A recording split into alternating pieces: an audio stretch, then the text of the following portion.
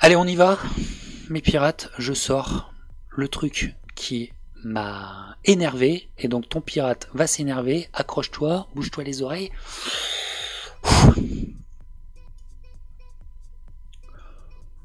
What the... C'est quoi ce bordel? Qu'est-ce que c'est que ça? Est-ce que tu te foutrais pas quand même bien de ma gueule, Tyson Fury? Hein? Alors, le Tyson Fury nous a sorti son combat. On savait qu'il voulait absolument faire un combat fin septembre, début octobre. On le savait. Et mes pirates, on avait vu que ça pouvait se faire avec Jarrell Miller. J'en avais fait un boxing rumeur. Voilà. J'en avais fait un boxing rumeur. Santé à vous. Tiens, on parle de Tyson Fury, il faut boire un coup. Petit rosé. Hein. Et alors là, ils nous sortent. Pourtant, je pense que vous et moi, on regarde, mais vous êtes encore plus dingo que moi. Mes pirates, ce que j'aime, c'est que mes pirates sont encore plus dingues que le Captain. Je suis complètement dépassé par vous, parce que vous, les rankings, les fédérations, le box-rec, machin bidule, vous êtes chaud. Mais d'où qui sort le Otto Wallin? Otto Wallin. Je sais pas si ça se prononce comme ça, suédois de son état. Otto Wallin. Et nous ont sorti l'allemand Schwarz de je sais pas où, de sa contrée natale, de son village de Bavière. Ils nous sortent le mec, ils nous sortent d'où là? Ils nous sortent de son igloo, le Otto Wallin. Voilà. Bon. Match-up de merde, et faut pas se foutre de notre gueule. Tyson Fury, c'est un vendeur. On peut l'aimer, on peut l'adorer. Tyson Fury, c'est un vendeur. C'est un représentant de commerce. C'est le Jean-Claude Convenant de la boxe. Ok mes pirates, on va le dire clairement. C'est le Jean-Claude Convenant de la boxe. Ce n'est pas digne de sa grande gueule. I'm the lineal champ. I'm the lineal champ. I'm the champ. I'm the lineal champ. Va te faire taper là où je pense avec ton lineal champ. Ça va, c'est fini. Oui, t'as battu Klitschko au moment où Klitschko c'était le taulier. Mais après, t'as fait tes choix. Et d'ailleurs, mes pirates, on oublie un petit peu avec Ukada. Il s'est pas chopé pour dopage un petit peu? Y a pas une histoire trouble en 2015 avec Tyson Fury? Hein? Mais bon, après l'histoire est devenue, il a pété un boulard monsieur, il a fait une dépression totale, etc., proche du suicide, etc. La narration, on la connaît. Ce qui veut pas dire que c'est faux. Hein. Oui, bien sûr, c'est vrai, le mec allait mal. Le mec allait mal. Mais de son état d'aller mal, de vivre une dépression, cette dépression, après, et c'est ça son intelligence, il a réussi à l'utiliser. C'est devenu un argument de commerce, vous comprenez? C'est devenu une narration. C'est devenu une narration et c'est l'homme qui s'est relevé d'une dépression.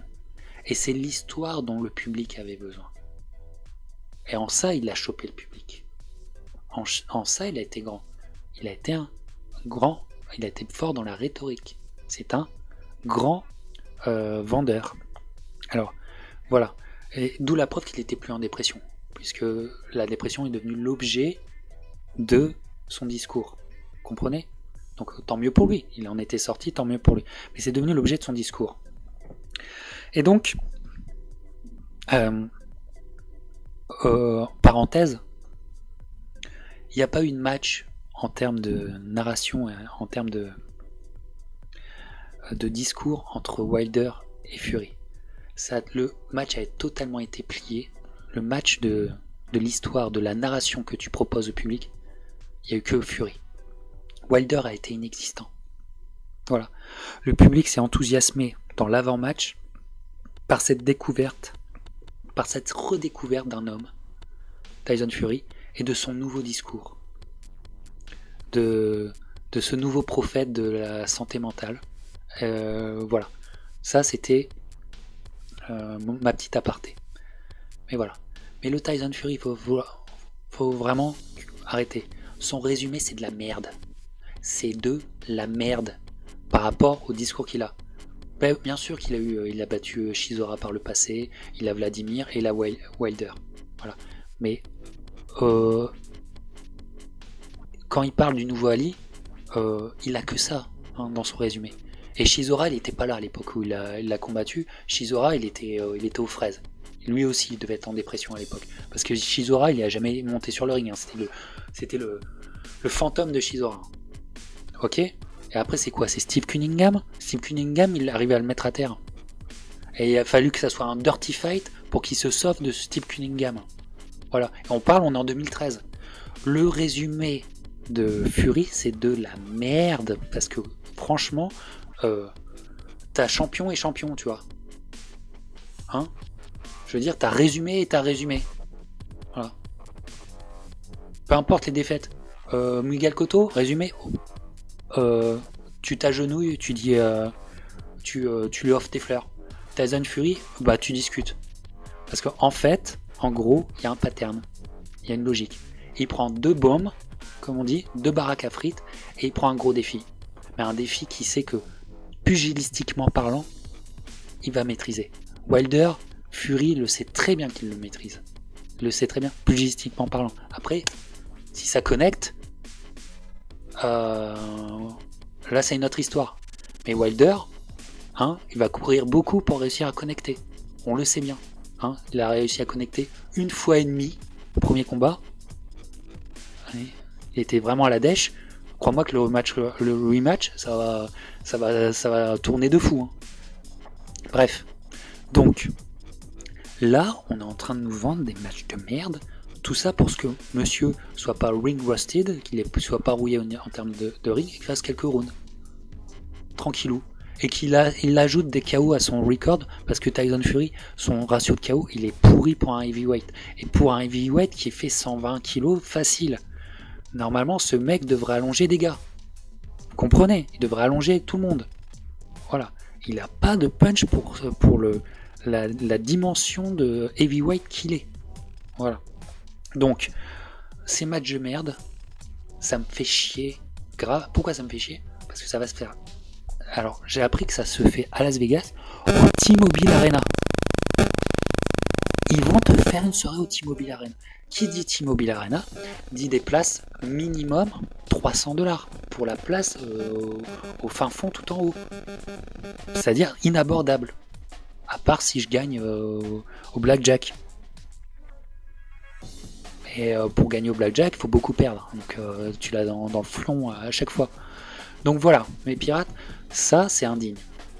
C'est indigne d'un mec qui se dit être le lineal champ. C'est-à-dire le lineal champ, c'est-à-dire celui qui est le représentant de toute l'historicité des poids lourds.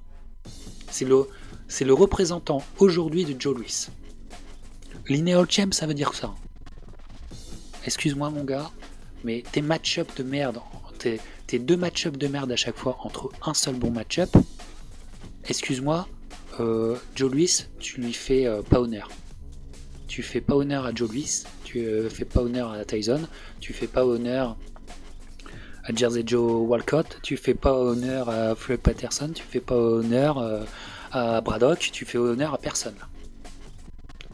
Alors voilà. Lineal Champ, c'est un titre symbolique.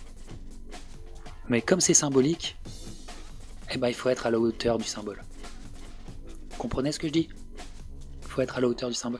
Il n'est pas à la hauteur du symbole, c'est n'importe quoi ça.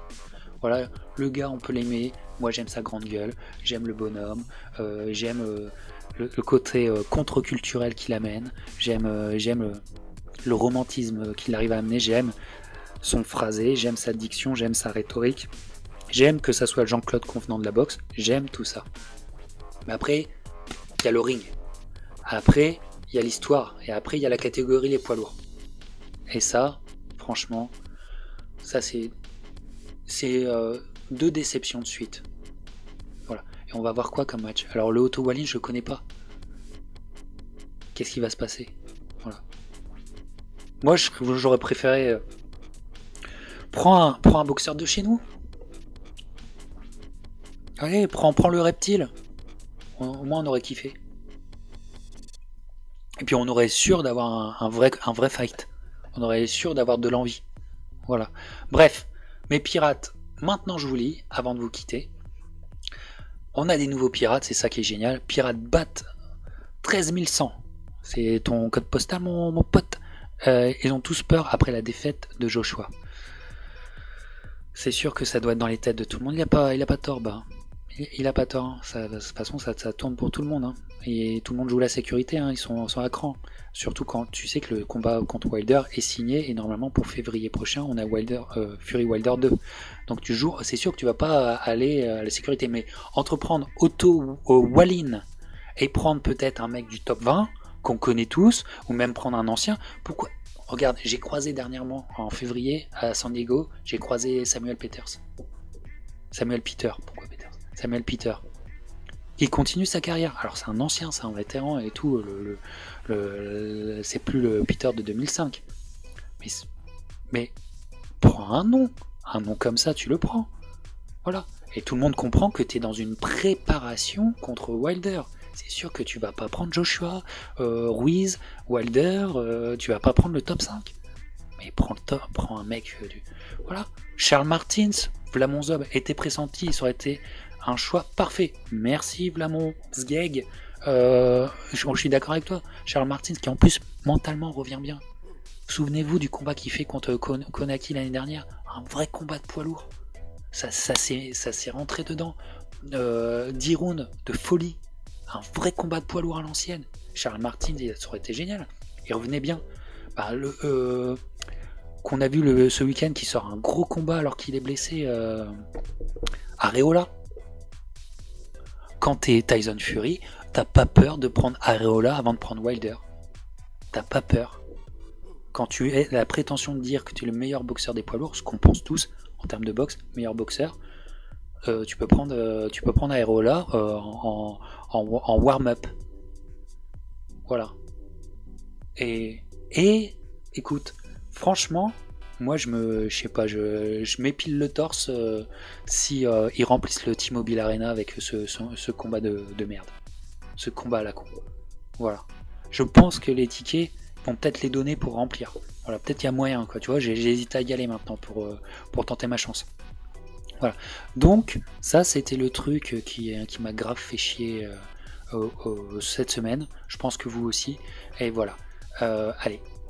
Ça m'a tellement énervé que on va le supprimer. Mais Tyson, Jean-Claude Convenant, faudrait peut-être qu'il se fasse taper sur les doigts. Mais bon. Bob Arum tente. Hein. C'est nous qui sommes les cons. Hein. Dans l'histoire, tu connais la réflexion. Hein. Un con, ça ose tout, c'est même à ça qu'on le reconnaît. Bah, en boxe, c'est différent. Tu vois, les cons, c'est le public. Et le promoteur, il ose tout tant qu'il se fait pas dévisager. Voilà. Allez, on en...